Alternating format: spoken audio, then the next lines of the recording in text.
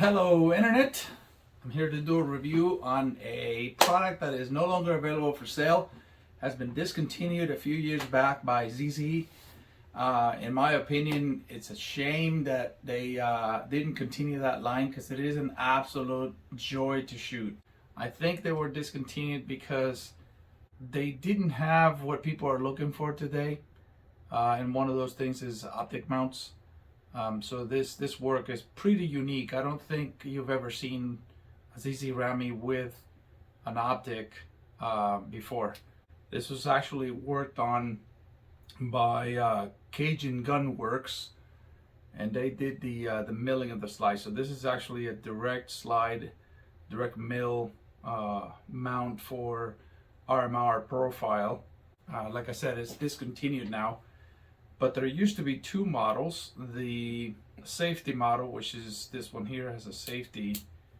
It could be carried in condition 3, so cocked and locked like 1911. And there's another version with a decocker, no safety but decocker. So that's more of a little bit of a heavier first pull because you're going to be decocked, and then after that it's just single action. Obviously I have this slide open. Internet, this is clear. A magazine. So aluminum frame, aluminum slide, little short 3-inch barrel, specifically designed for subcompact, kind of a carry kind of thing. And it has a good grip. It has a really thick grip, especially good for big hands. You can find them in 10 round magazine models and 14 magazine models, 14 round magazine models. The 10 round magazine model, I can't put my entire hand on it, right? So if I grab it here left-handed, my pinky is completely off. The advantage of the shape of the base plate in the magazine is that it has this little kick out here that resembles a little bit like a mag well.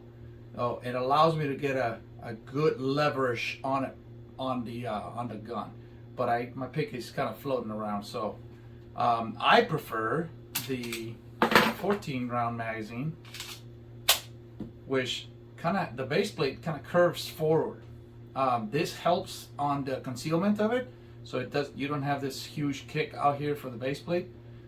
This hides it a little better, and then now I get my kick over here for the pinky. So let me grab it here left-handed.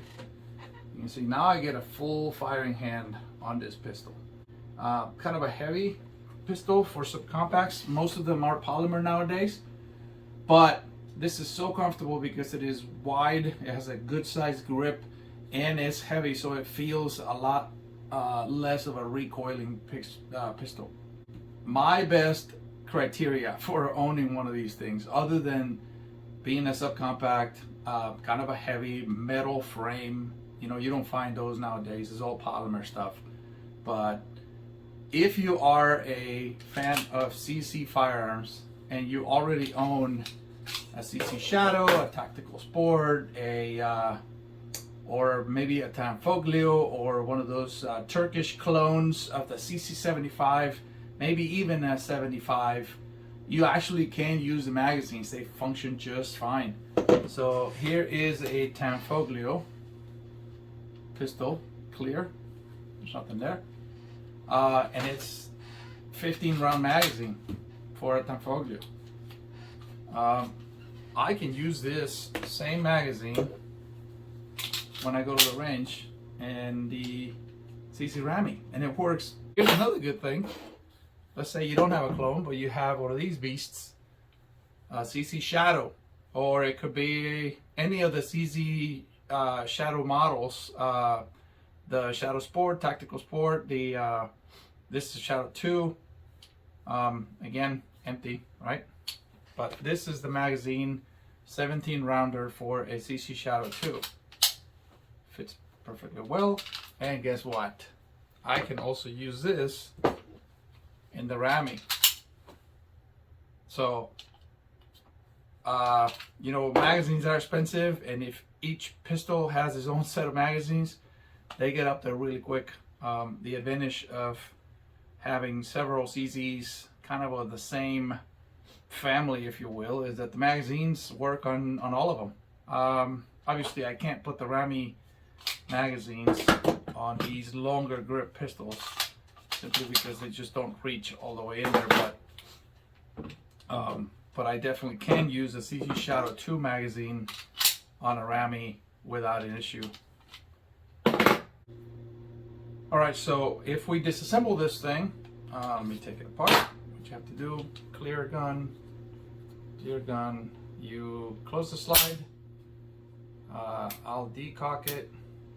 You have to go to kind of like a half cock and then move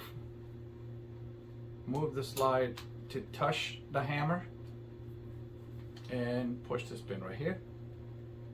It's easier to do it with a magazine.